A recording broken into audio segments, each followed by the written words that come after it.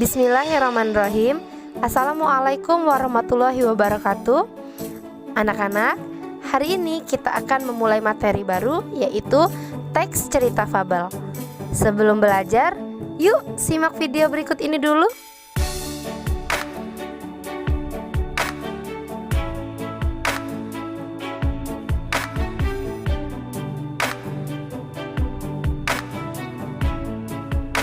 Alkisah di sebuah hutan pinus yang indah, hiduplah kerajaan kunang-kunang yang di dalamnya bermukim ribuan penduduk kunang-kunang.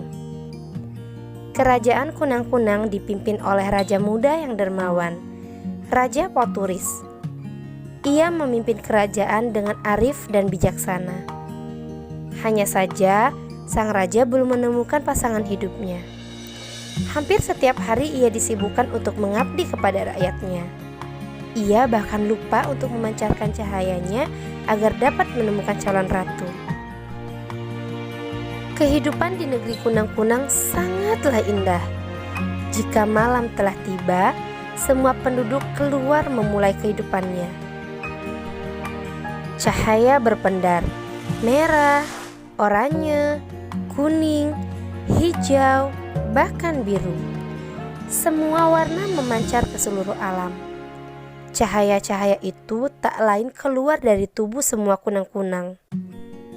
Di negeri kunang-kunang, semua kunang-kunang bisa memancarkan cahaya. Tetapi hanya kunang-kunang jantan yang bisa terbang. Mereka terbang memancarkan cahaya untuk menarik perhatian kunang-kunang betina yang hanya bisa menunggu pasangan hidupnya. Namun belakangan ini, negeri kunang-kunang terancam bahaya. Gelap, tak bercahaya. Hanya sedikit kunang-kunang yang berani memancarkan cahayanya. Kunang-kunang jantan yang berani terbang pun hanya beberapa. Kehidupan di dalamnya berubah.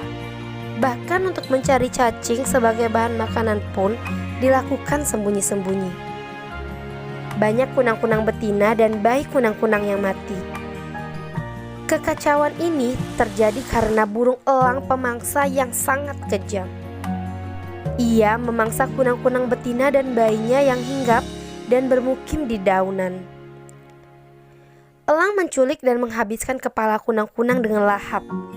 Ia tahu bahwa kunang-kunang betina dan bayinya tak bisa terbang untuk melindungi diri. Maka, pada saat kunang-kunang jantan bepergian mencari makan, elang dapat dengan mudah menculik mereka.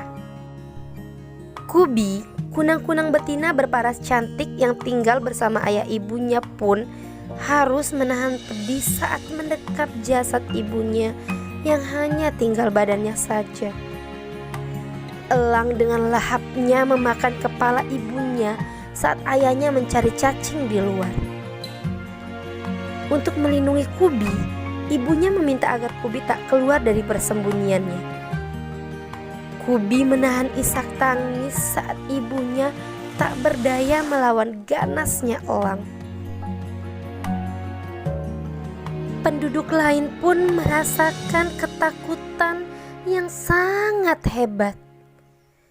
Ada ibu yang kehilangan bayinya, suami yang tak dapat menyelamatkan istrinya, kunang-kunang jantan yang tak bisa mencari nafkah, hingga penduduk-penduduk yang harus menahan lapar. Kekacauan ini sampai di telinga Raja Poturis. Ia sangat sedih dan geram mendengarkan penderitaan rakyatnya yang telah banyak tewas di mangsa elang. Semua rakyatnya tak berani keluar rumah. Tak ada bahan makanan. Tak ada kunang-kunang jantan yang terbang berpendar, dan tak ada kehidupan di negeri kunang-kunang yang indah. Negeri ini menjadi gelap, menakutkan. Aku tak bisa membiarkan rakyatku terancam seperti ini. Aku tak mau kerajaan ini menjadi gelap dan menakutkan. Benar, Baginda, semua penduduk tidak ada yang berani keluar dari rumah. Mereka ketakutan. Prajurit satu menjelaskan. Jangankan untuk mencari pasangan hidup, untuk mencari bahan makanan pun mereka takut. Prajurit dua terus bercerita. Berhari-hari Raja Poturis memikirkan cara untuk dapat mengalahkan elang pemangsa yang kejam itu. Ia memberi perintah kepada semua penduduk lewat prajurit-prajuritnya agar berkumpul di istana esok malam. Di istana, semua penduduk yang tersisa telah berkumpul sesuai perintah raja. Kubi yang diajak ayahnya pun menyimak dengan baik apa yang disampaikan raja. Baru itu ia melihat Raja Poturis secara langsung. Baginya, Raja Poturis tidak hanya dermawan, tetapi cerdas dan rupawan. Raja Poturis meminta semua penduduk untuk bekerja sama melawan elang. Didampingi kedua prajurit kepercayaannya, raja menjelaskan taktik untuk menaklukkan elang jahat. Semua penduduk sepakat mengikuti titah sang raja. Mereka percaya kepada raja. Mereka ingin kehidupan di negeri kunang-kunang kembali bercahaya. Keesokan malam, saat elang kembali mencari santapannya, ia tak menemukan kunang-kunang betina dan bayinya. Hampir setengah malam ia terbang mencari mangsa. Elang terus terbang mengitari permukiman penduduk. Hingga di tengah hutan, ia menemukan cahaya kemerahan yang menyala. Ia yakin itu adalah kunang-kunang jantan. Elang pun mengintai dari kejauhan, mencari waktu yang tepat untuk memangsa kunang-kunang betina saat kunang-kunang jantan itu pergi. Saat cahaya kemerahan itu menjauh, ia mendekat dengan cepat. Ia tak menghiraukan sekelilingnya. Kunang-kunang betina bersandar pada daun yang dekat dengan rumah lebah.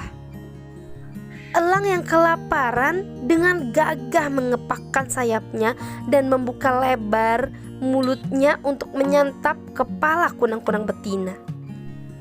"Aku akan dapat santapan lezat malam ini," teriak elang dengan sombong. Saat akan menyantap kunang-kunang betina, tiba-tiba cahaya kembali berpendar. Hutan pinus menjadi terang. Warna-warni cahaya dari tubuh penduduk dan anggota kerajaan mengejutkan elang. Semua kunang-kunang jantan yang dipimpin oleh Raja Poturis berkumpul melawan elang. Mereka mengepung elang dari setiap sisi. Elang yang terkejut kembali menyeringai, memberi tatapan tajam kepada semua penduduk. "Cukup elang, kau tak boleh memangsa rakyatku. Kau tak bisa merusak negeri ini," Raja Poturis geram. "Kau telah memakan istriku, memakan bayi-bayi kami," teriak salah satu penduduk. "Aku adalah burung terkuat. Aku bisa memakan apa saja yang ingin ku makan. Kalian tidak bisa mengalahkanku."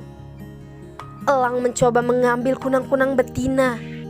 Ia ingin merampasnya dan menyantapnya di tempat lain. Saat itu juga Raja Poturis dan semua penduduk bangkit mengepung dan menyerang elang. Mereka menyerang dari setiap sisi.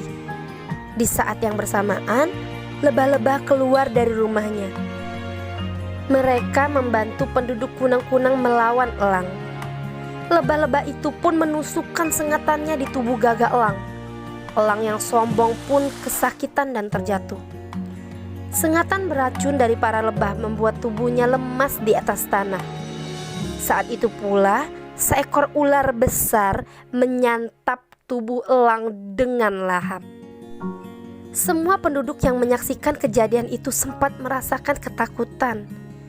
Namun, Raja Poturis kembali menenangkan rakyatnya. Raja berjanji kepada rakyatnya untuk lebih meningkatkan keamanan di negerinya.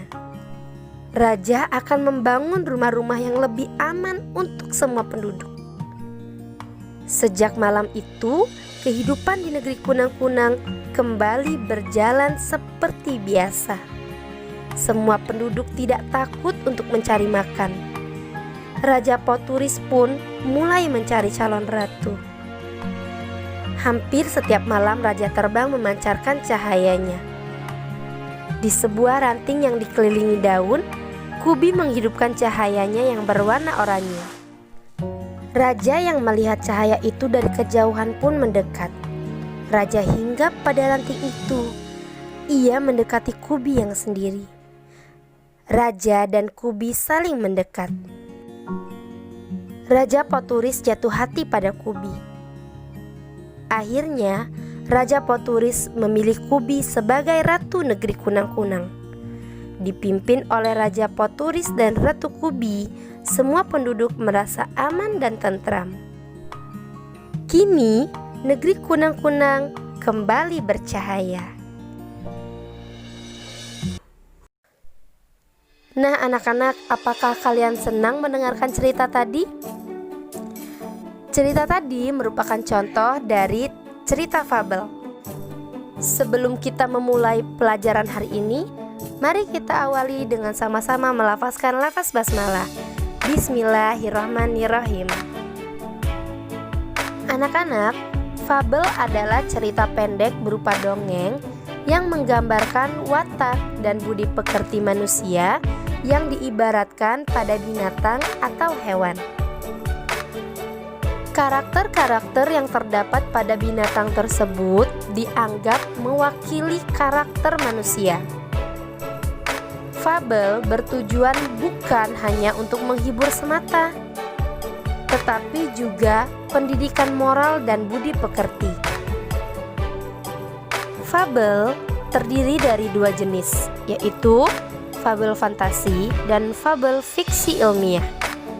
Fabel fantasi adalah cerita pendek berupa dongeng yang menggambarkan watak dan budi pekerti manusia yang diibaratkan pada hewan. Fabel fiksi ilmiah, semua unsur fabel fantasi tetapi dipengaruhi atau mengandung unsur sains dan teknologi yang diimajinasikan ke dalam cerita ataupun diimajinasikan ke dalam hewan sebagai pemeran dalam cerita. Ciri-ciri fabel adalah: pertama, bersifat teks fiksi. Kedua, tokoh utama hewan bertingkah seperti manusia, dapat berbicara dan berpikir.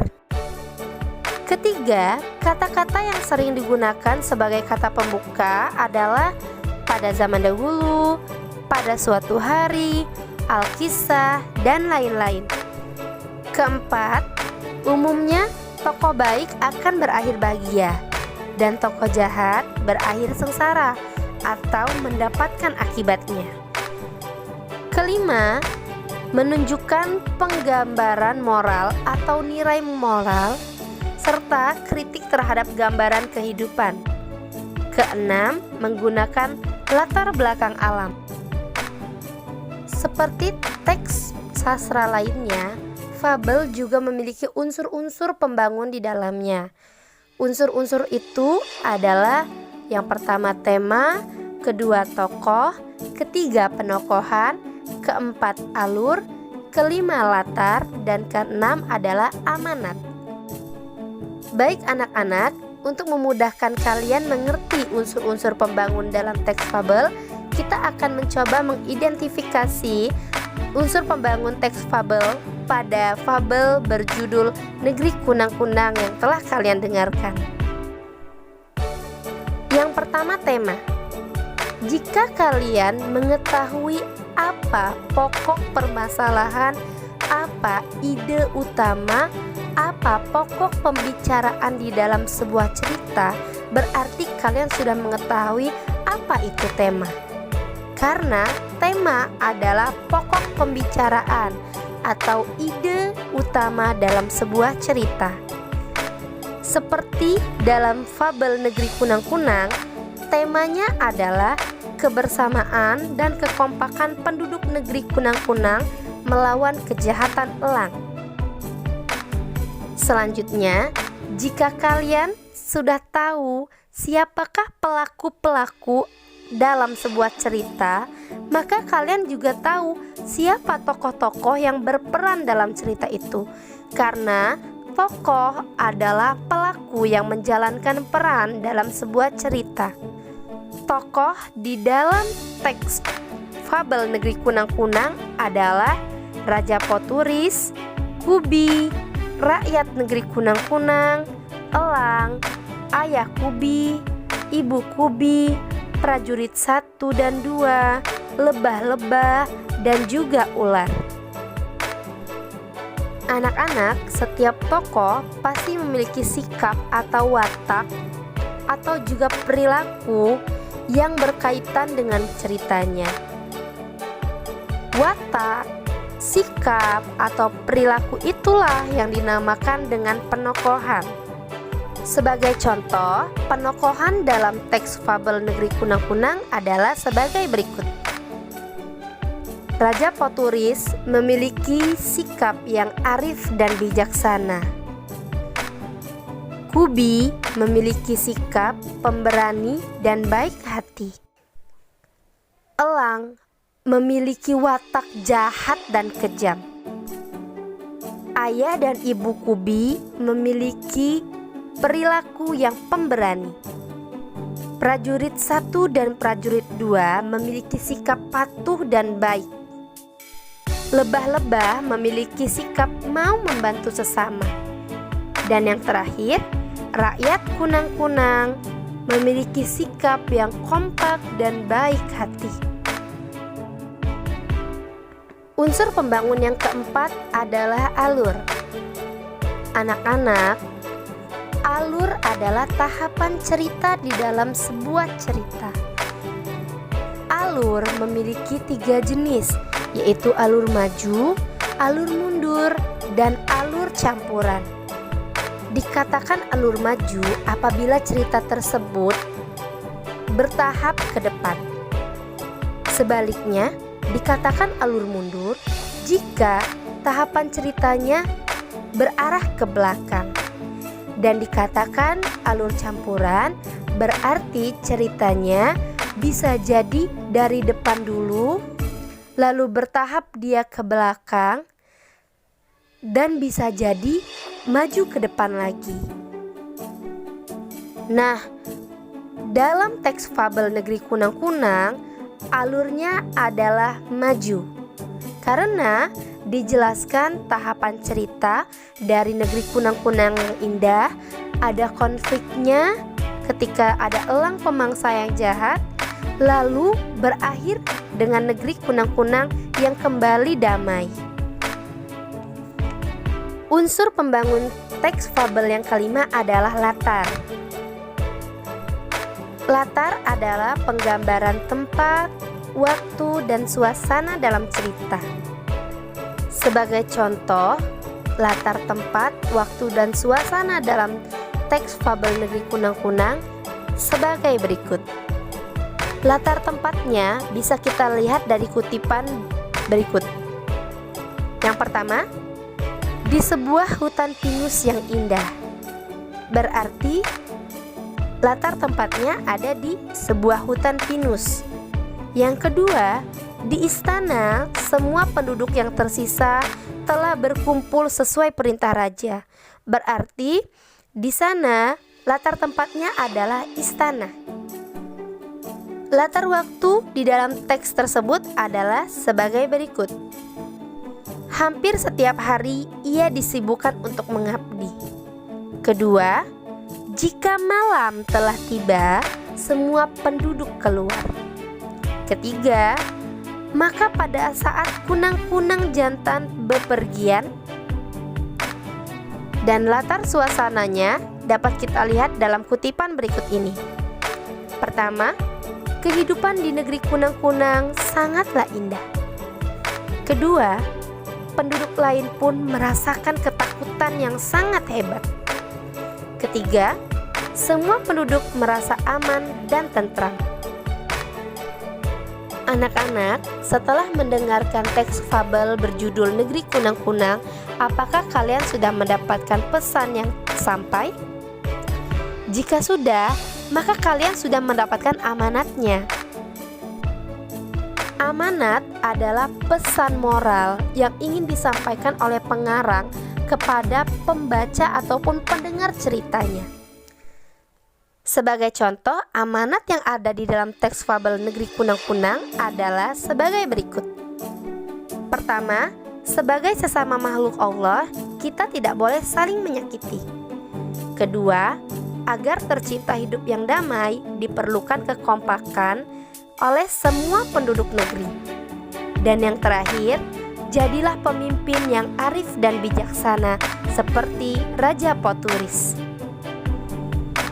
Nah anak-anak, itu tadi pembahasan mengenai pengertian, jenis-jenis, ciri-ciri, dan juga unsur-unsur pembangun dalam teks fabel. Semoga dapat dimengerti dan dapat bermanfaat untuk semua ya. Mari kita akhiri pelajaran hari ini dengan sama-sama melafazkan lafaz hamdalah. Alhamdulillahirabbil alamin. Jangan lupa like dan subscribe-nya. Assalamualaikum warahmatullahi wabarakatuh.